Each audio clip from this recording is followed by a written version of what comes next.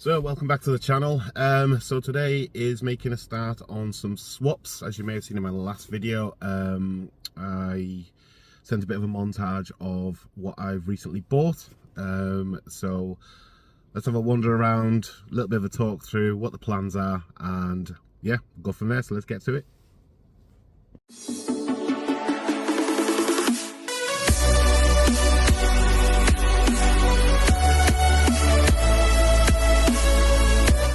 So in terms of my Morrow Blue car, one of the things that's always been a bit of a grievance with it is that it needed a full respray, which was always the plan for it really. So if we take a quick look, so as you can see there, that's bubbled up, some weird reaction that had gone on with it, and just generally, cosmetically, it's just cosmetic really. Somebody was kind enough to stand on my car there. It was very kind of them, I must say. Same issue here with the bubbling of the 2K again, bit of a reaction going on there. But all in all, it's a straight car, drives well. So what have I bought? So this is what I've purchased. So this one is exactly the same. It's a 2003 3.2 V6 in Mauritius blue, I believe. I'm not 100% sure, so don't quote me. But as you can see already, if we look at the same areas, this is cleaner. I mean, obviously it needs a bath, but the plan will be so these wheels will be coming off, and I will be putting on my, let's go back over, my diamond cut alloys, so they'll be going on there. The brake calipers on this one and the Morrow Blue, these ones were brand new, sort of 18 months or so ago, so they'll be going on there as well. In terms of the recently refurbed brakes, which you've all seen, they will be going on there.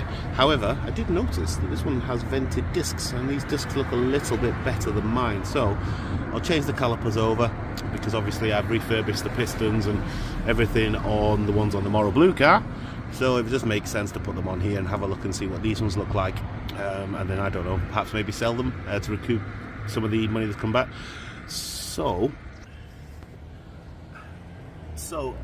this car, Mauritius blue one, I got a really good price for a full car essentially.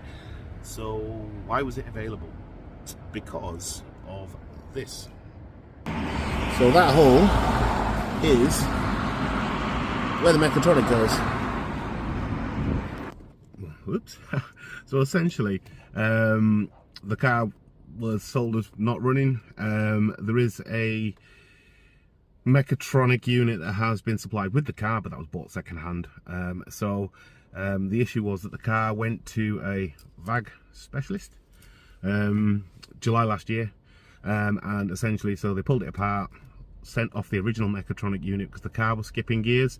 Nothing overzealous, just enough for the previous owner to want to get it checked out. So he sent it off to the VAG specialist.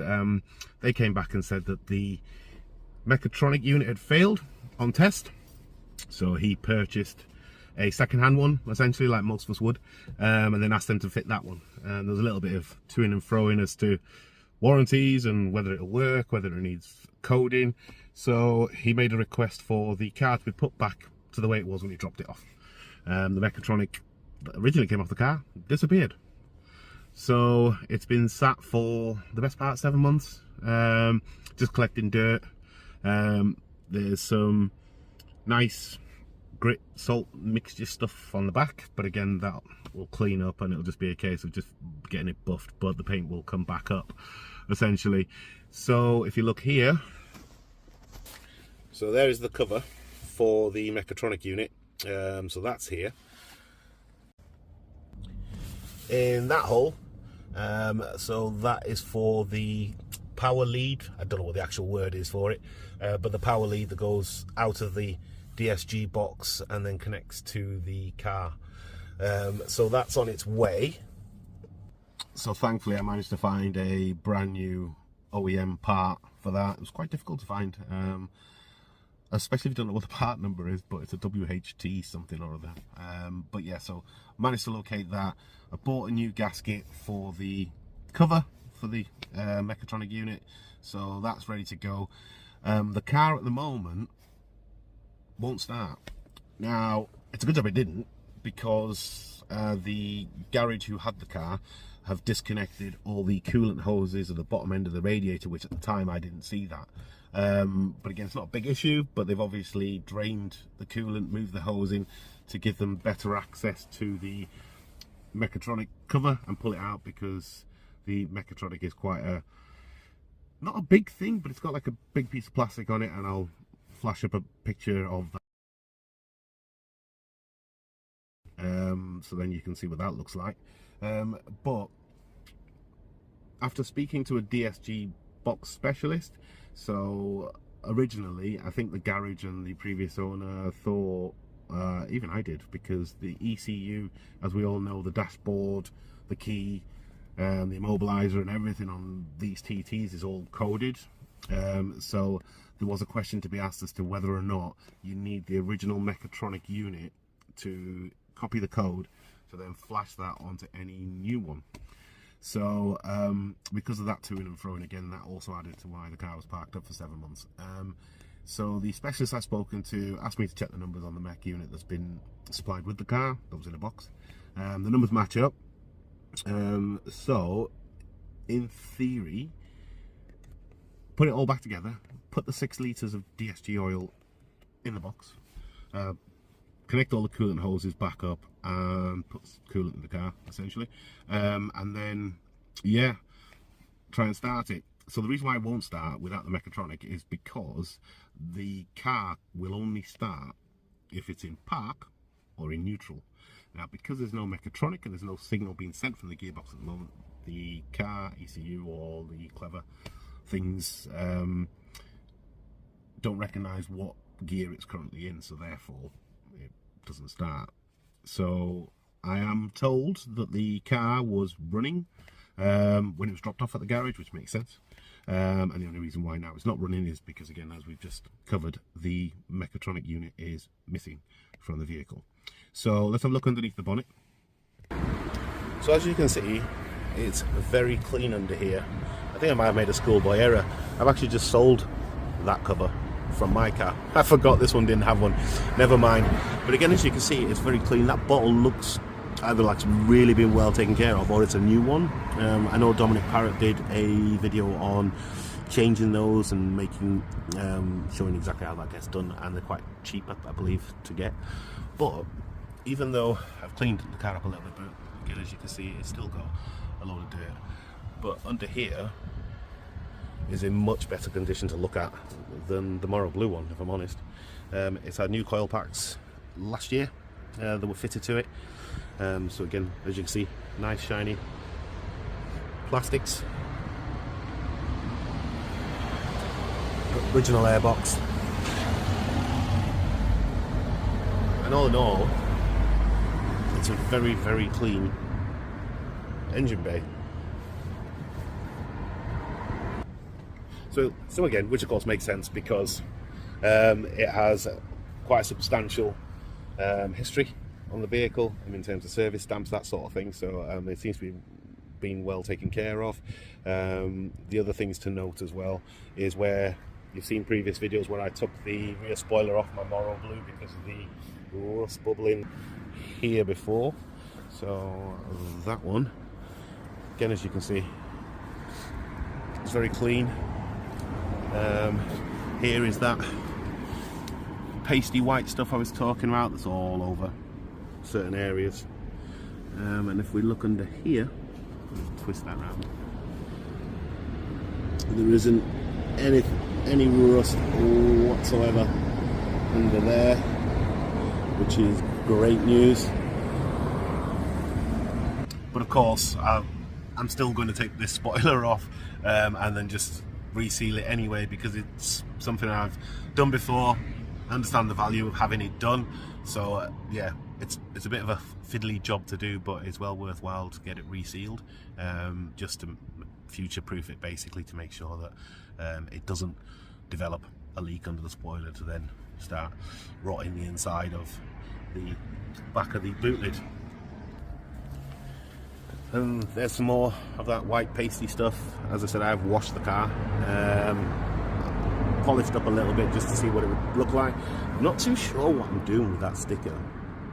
I think in fairness, I think I'm probably going to remove it. But again, there's a lot more to be done long before I start worrying about removing a sticker or not. So inside, the leather seems in good shape. I mean, the bolts is a little bit worn, but that's what you expect for a 113-mile car. It does have an aftermarket head unit. The battery's dead at the moment, but that does switch on, and I connected the battery previously. So it'll just be a case of, as I say, removing all this trim. I'm going to leave the roof because it's a nice colour.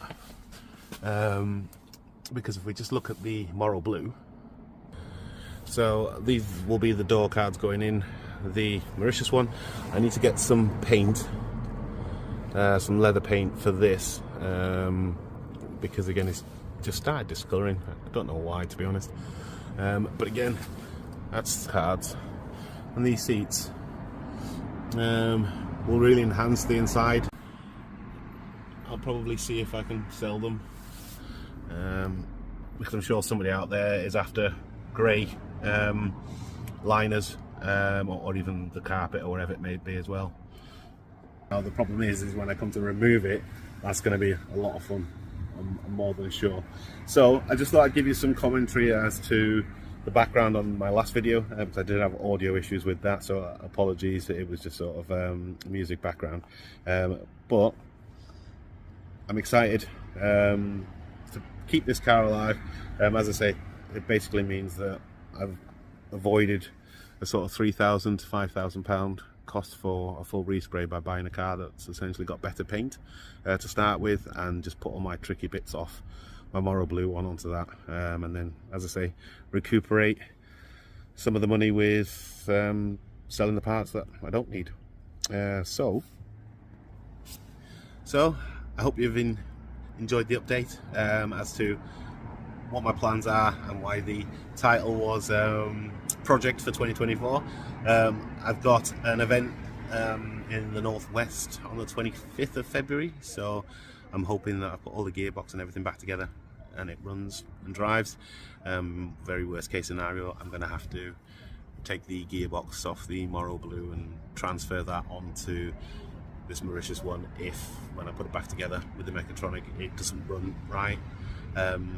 So that'll be a long job, but fortunately I do have a lot of parts at the moment available because I've got two of them, so trying to make one great car out of both makes sense to me for many reasons, from a financial standpoint, and it's just literally just a case of my time and effort in undoing some bolts and pouring some oil here and there. So financially it makes sense, and yeah, looking forward to it.